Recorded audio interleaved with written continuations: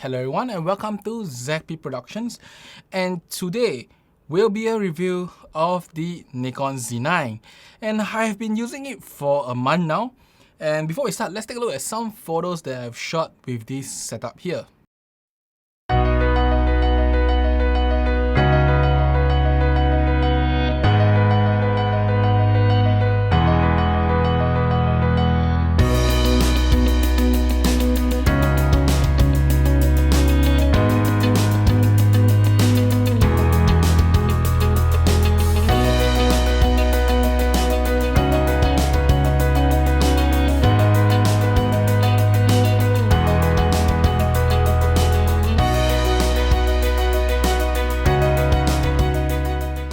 I'm Richard, and I think you have seen the photo, so I'm a portrait photographer. As such, today's review will be more biased towards portraiture. I mean, if you have followed my channel, I have done a lot of synthetic tests, shooting with things such as cars, cyclists and stuff.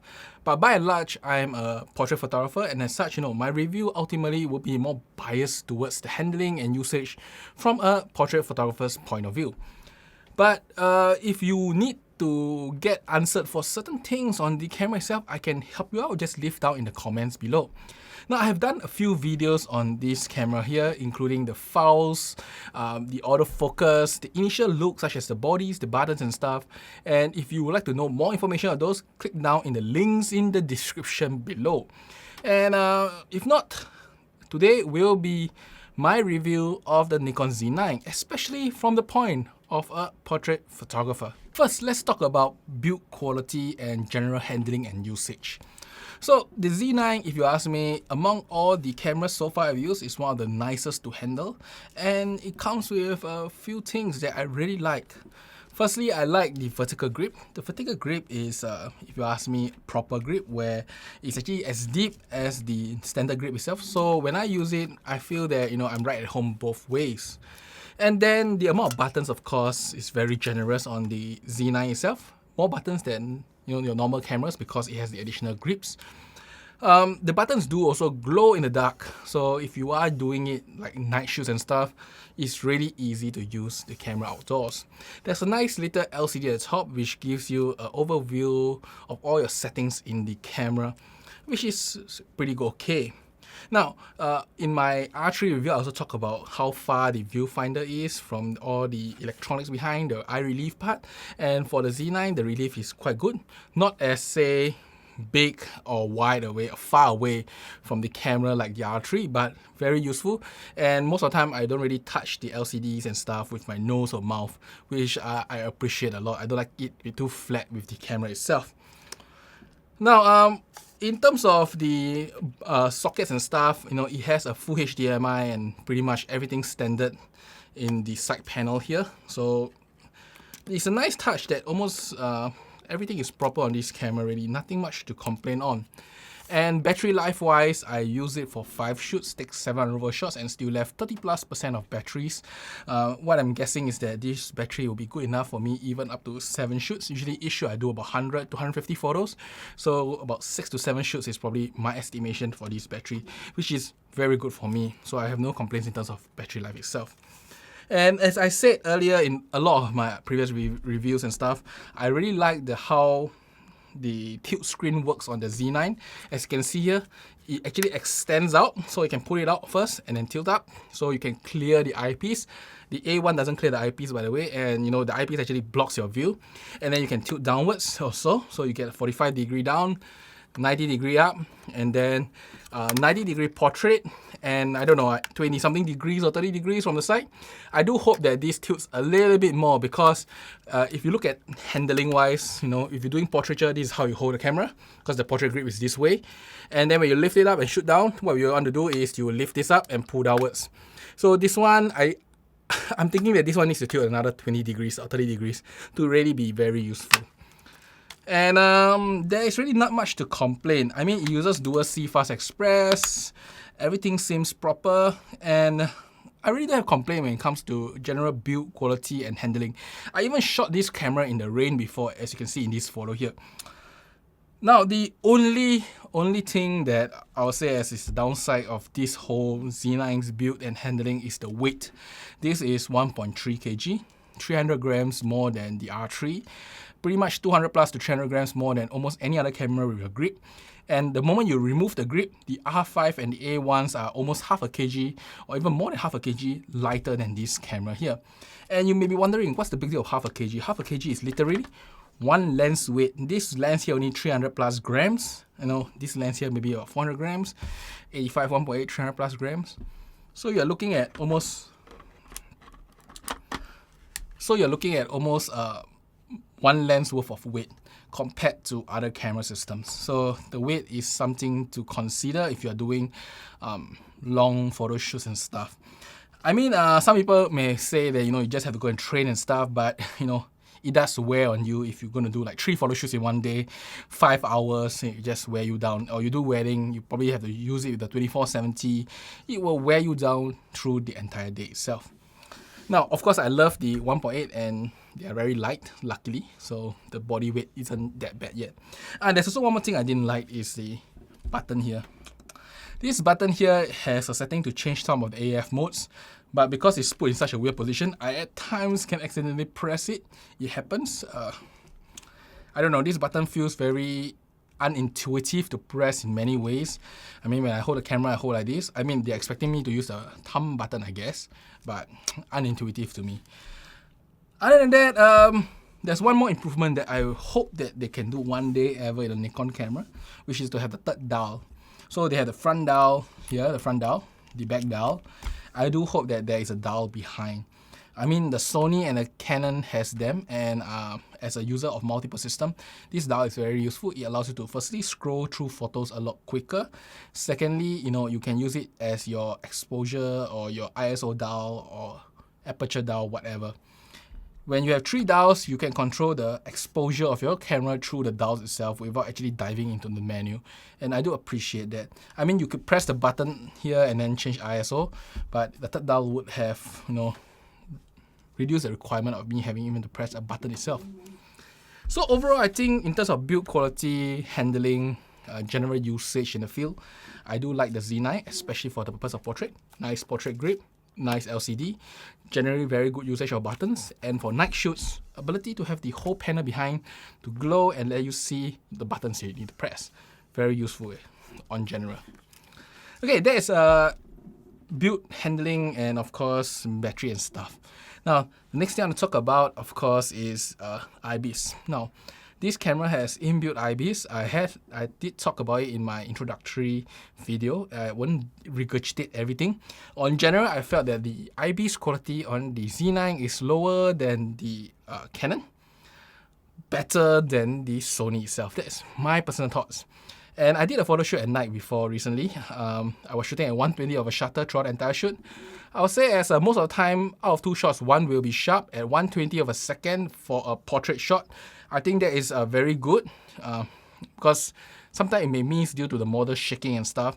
But the performance of this IBIS itself is definitely better than my experience with Sony. If I was using something like 35mm lens on the Sony itself, I would have taken 3 to 4 shots to ensure that one is really tech sharp. While on the Nikon itself, 2 shots, one will be tech sharp. So that is my experience with the IBIS in real world. Now, when it comes to autofocus itself, I did a whole section on autofocus test on the camera itself. I won't regurgitate everything. Just know that with first-party lens such as the 7200, it is very reliable. With the 85 1.8, I find that the photos are never super tech sharp. It's like the lens is just a touch slower than I want it to be. With the 50mm, I didn't have much problems. But on general, with first-party lens, more than 95 or even 98% of the shots will be usable, which means even though it doesn't look like super tech sharp, if you sharpen it and then do a little bit of clarity and texture, it'll be more than sharp enough, especially if you size down for the purpose of social media or general viewing on the PC screen. Now, when it comes to third-party lens, I actually had I would say as a viewer from my channel, actually loaned me a 500mm PF, and it got relatively good results, more than 90+% of usable shots. Though the number of really tech sharp shots are drastically lower, about 10% lower. I think it's about 79 or 80%. I will just put a number somewhere here. The experience is still very good. The 500mm PF do work very well, tracking cars, tracking my RC car, tracking runners and stuff. So one more thing I'll talk about autofocus, and that is IAF for the purpose of normal portraiture. I'm not going to get the person to run around, dance around and stuff. I just wanted to take the shot without having the need to shift my AF point all the time. The Z9 IAF is pretty reliable. If you have seen Jared Poland's video, I also have the same experience as him. The Z9 do pick up the eye further than any system. It really does pick up the eye further than any system. Now, picking up the eye is one thing. It's about focusing on the eye itself. And just like the A1, if you are focusing half body or more, normally no problems. You'll focus nicely on the iris. When it gets half body or less, I do prefer the Z9's IAF autofocus than the A1. A1 tends to be a bit touchy to things like glasses, hair, and what's not. The Z9, not as touchy, but still more touchy than the Canon's one. Canon's IAF implementation tends to be more on the iris than the other system itself. Once again, I'm talking about accuracy here, not speed. If you are talking about speed, the A1 with the lenses, the LM lenses are way faster. You can really feel the fastness of it.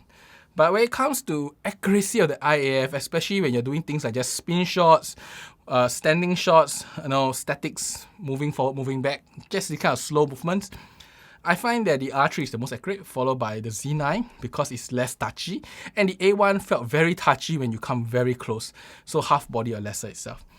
And when it comes to a situation where it's half body or lesser, the Nikon system has a pinpoint autofocus mode, and that is for AFS. It makes the AF box super small, and I find that very usable. In fact, that is the mode that I prefer to use if I deal with portraiture that the model is wearing spectacles, frameless, I would say it's glassless frames, and then long bangs, hairs blocking the eye, what's not. It's very common, by the way, in Asia. Girls really love to wear the kind of specs with no glasses to take photos. It's very common. And the pinpoint autofocus will usually get the job done pretty well, so I do enjoy it. For the Sony system, I have to zoom in and do the crosshair kind of autofocus system, which is very troublesome. But the Z9 with the pinpoint will solve most of my issues. Of course, the R3 is the best. You don't need to do any static at all. And really, that's about it for autofocus. Now, I'm not a birder. I'm not a wildlife photographer. So if you're asking me real-world performance for wildlife, I think you will probably have to go and find some other reviewers to help you out on that. Now we'll talk about frames per second and buffer depth. And in terms of frames per second, these cameras do reliable 20 frames per second regardless of file type. And if you are doing JPEG, it does 30 frames per second, or even 120 frames per second if you're shooting 11 megabyte JPEGs itself. However, I'm just a RAW shooter, so I will just mainly focus on the RAW capabilities on this camera, which is 20 frames per second, and based on my own test, it is about that. Just want to note that the way Nikon Z9 deals with the buffer depth, however, is very different from how Canon and Sony does it. So Canon and Sony shoots hundreds of shots before they start slowing down, while the Z9 is heavily dependent on the memory card you put in the camera. So Nikon took the path where they'll write as much as possible to the memory card rather than store it on some onboard memory, unlike the other brands. How does it affect you is that if you are using a slower memory card, in this case I tried with my SanDisk 128GB memory card, you only get like 38 shots of lossless compressed before the buffer is full.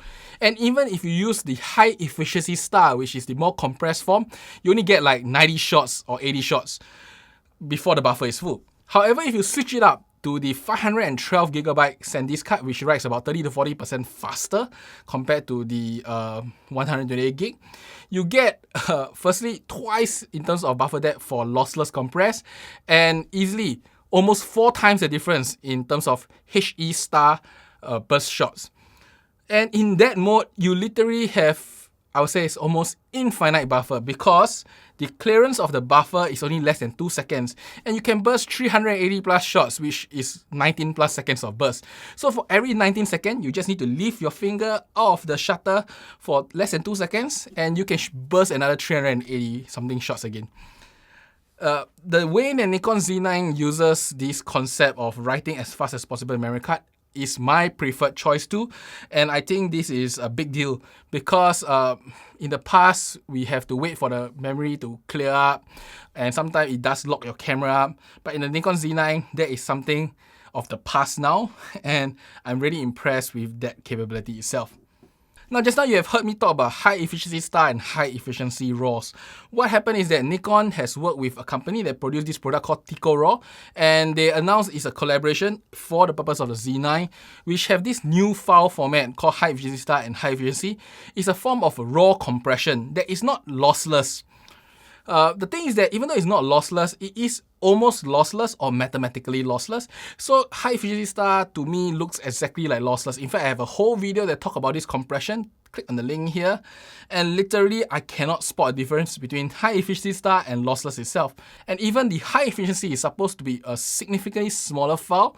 I also can't spot any significant difference, unlike compared to, say, the Sony compressed and uncompressed, or the Canon's C RAW versus normal RAW. The high efficiency on Nikon, I can't really see the difference. So if you are okay with it, you probably can even shoot with high efficiency. Now, the file size is dramatically different. Firstly, the lossless is about 1 megabyte per megapixel. The high efficiency star is about 0.7 megabytes per megapixel, and high efficiency is only 0.5 megabyte per megapixel. And if you look at 100 shots with this camera itself, you're looking at 5 gigabyte versus 3.5 gigabyte versus 2.5 gigabyte in the most compressed form, which will save you tons of storage, and not only that, also increase your buffer dramatically. If you are shooting this camera with high efficiency and using a fast memory card, you will almost never run out of buffer space. That's what I can tell you with the Nikon Z9. And I think this will make many photojournalists, many event photographer, many sports photographer, or even some wildlife photographer very happy, because they tend to shoot a lot of shots and they have to store it up. With this new format, you can use significantly less space, plus also burst significantly longer, which I think is beneficial for all those type of photography. After this, I want to talk about image quality on this camera itself. And image quality, first I'll touch on the bending part of things. Okay, so the Z9 has no mechanical shutter at all. It is purely electronic. And pure electronic shutters traditionally, get a bit of bending when you shoot in artificial lighting. I would say if you're shooting at 100, 1200, 1300, 1400, you don't really suffer any bending. I did notice that you do get bending if you're shooting at very fast shutter speed. So when I was doing 1-2000, just testing the shot, by the way, you can see the shot here, 1-2000 in the studio with aperture lights. So I was using the aperture 600 and aperture 300x. There was some bending there. Now this bending, I don't think is a very big deal. Because for photography, you can always lower it to 1/500. It removes the bending totally. But it's there, and a mechanical shutter would not suffer from such bending. No, it will still be slightly better than electronic shutter itself. So that is for bending. Now, the overall image quality of the Z9 is quite on par with the A1 and the R3. Unlike the A1, the Z9 is more biased towards the shadow side, so you can actually raise shadow a little bit more with less noise. While the A1, which have very similar megapixels, is more biased towards the highlight. You can actually retain a little bit of highlight details, while raising shadows have a little bit more noise. Is there a good or bad thing? I think I do prefer the Z9's implementation of raising shadow, because normally I would just use zebras to just note where is overexposed. In the Z9's case, I will use highlight checking after I take the shot. The moment it's overexposed, I will tend to not overexpose more than one stop, and then I will shoot the shot and then raise the shadow. So I do prefer this workflow because I normally can control the highlights a lot better than what I can see in the shadows itself. So I do prefer the raising the shadows with less penalty. On the A1, normally I will shoot about 1.5 stop overexposed. On the Z9, I will shoot 1 stop overexposed, so that I can retain as much highlight as possible while retrieving as much shadow as possible on the Z9. When it comes to megapixels, of course, this is a 45 megapixel camera. No difference from a lot of things in the market itself. I do feel that the sensor is probably good enough for most people, and for any form of photography. I don't think you need 60, 70 megapixels. 45 really is a lot of pixels itself. To put into perspective, it is more pixels than an 8K monitor screen. So in terms of megapixels, I think 45 is pretty perfect for a camera of this cost and this scale. So I do like the 45 megapixels on the Z9. And the last thing I want to talk about image quality is flash photography. Now, flash photography obviously is not exactly image quality, but in flash photography, in some other cameras, sometimes there may be like black or darkening at the side when you're shooting very close to the sync.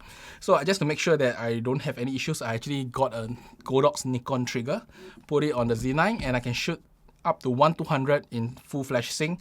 I didn't have any issue. Now, there is a high-speed sync, but I have yet to use this camera on high-speed sync, so I won't comment on that. Maybe one day when I do high-speed sync outdoors, I will give an update on this video here. Now, for video on the Z9, I will not be touching it today, even though this is like the final review. I won't be touching it today, partially because there is supposed to be a firmware that will be out soon, and this firmware will give you internal ProRes recording. Without that firmware, I find that I don't think I will give a fair review on this camera. I will say that the R3 will be slightly better because the R3 really have everything in one. So I'll just wait for the final firmware to really give an opinion on the video quality of the Z9. So till then, that will be another video later. And before I end, I want to touch on one last topic, and that is latency. Now, I did an extensive talk about that. I mean, there were a lot of discussions there. But on general, I still stand by my point that the Z9 do have slightly better latency. And that is, of course, based on how I feel, and after using for 17 shoots, I just feel that the screens are more responsive. Not only just more responsive, it feels more live, which means if I were to open two eyes to see the screen and the scene, it feels very close to each other. And when I take the shot, I can probably get the shot I want normally in the first, if not second shot. In fact, some of my studio shoots are done like that. So overall, I still think that the Z9 latency is slightly better than the rest, but compared to recent flagships such as the A1 or the R3, I know it's not a flagship. Some people keep repeating that again and again. But compared to the R3 and the A1, it feels pretty much on par. Maybe slightly faster here, but I don't think it'll be drastically different. So yes, there are some numerical difference, but it's very small. So take it with just a bit of knowledge, you know. It's not going to change the way you do photography. So overall, how do I feel about the Z9? The Z9, to me, feels like Nikon's proper entry into good high-end mirrorless. The Nikon system with the Z6 and the Z7, I personally didn't use them a lot, partially because I didn't like the way their autofocus work.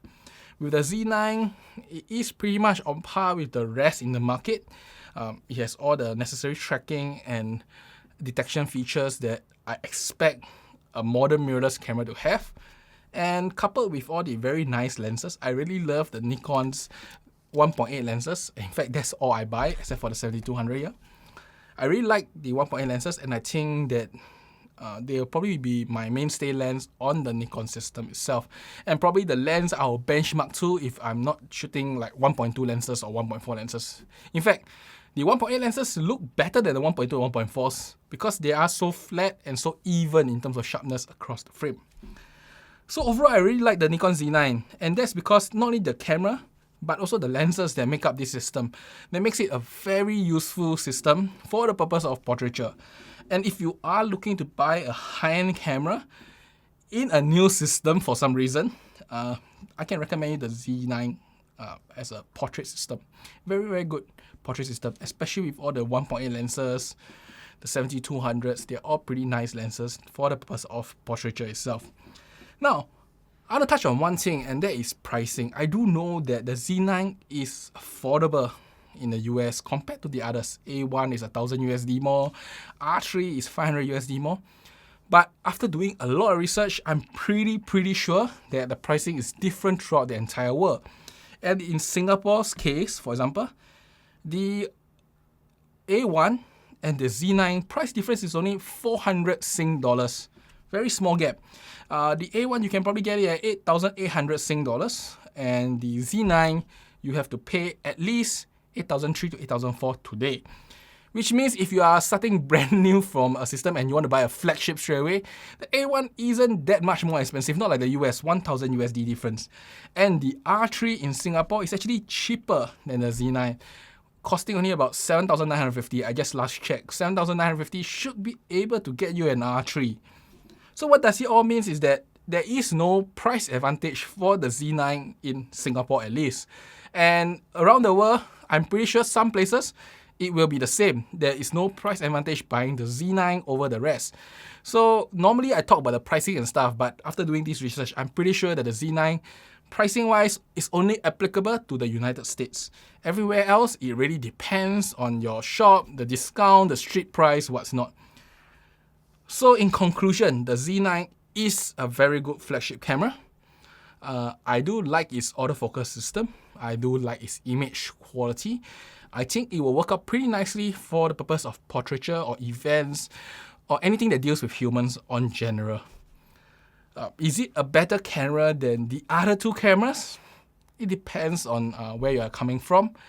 I do prefer the R3's autofocus for human. I do prefer the A1's speed because it's not because of A1, it's because of all the lenses. Sony has mastered the art of linear motos. It is really fast on the Sony system. If you use it before, you will know what I'm saying. But the Z9 on its own, pretty solid of a offering in Nikon. And if you are a Nikon user, the Z9 is probably what you can look forward to purchase if you have the budget to do it. But if not, just pray that they launch a Z8 or maybe the technology flows down to the Z7 II or Z7 III and you'll be there. Not the Z7 II. Z7 II is already out, so it's Z7 III. I think that Nikon has did a very good step in the mirrorless arena with the Z9, and I expect them to do way better in the future because technology is all about refinement. So as a camera alone, I think it's great, but definitely, as I said, pricing wise, depends on where you are in the world. But if you are looking for a flagship, for the purpose of portraiture, events coverage, I think the Z9 will work out very well for you. And that's about it for today. I hope you enjoyed this review. If you have any things you want to discuss with me, put out in the comments below. I'm open for discussion. Try not to bring too much biasness in your view. I'm open for discussion itself. If you do like my videos, do like and subscribe. I will definitely create more videos in the future. And till my next video, I'll see you again. Bye bye.